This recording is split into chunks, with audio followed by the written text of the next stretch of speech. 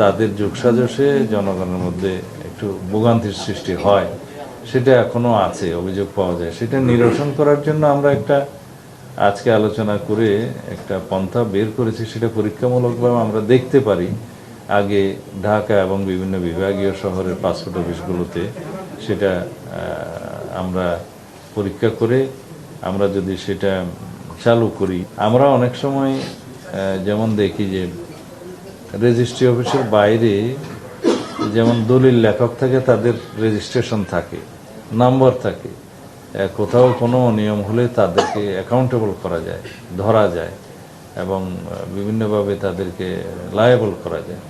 তো সেই রকম কোনো সিস্টেমের মাধ্যমে এখানে অনেকটা সহজীকরণ ব্যবস্থা আর কি, অ্যানলিস্টেড সহায়তাকারীর ব্যবস্থা করা যায় কিনা পাসপোর্ট অফিসগুলোর বাইরে সেই দলিল লেখকদের আদলে, তাহলে কিছু কর্মসংস্থানের সৃষ্টি হয়, জনগণের জন্য সহজ হয়, সহজীকরণ হয়, তারা সেবাটা সহজে পেতে পারে।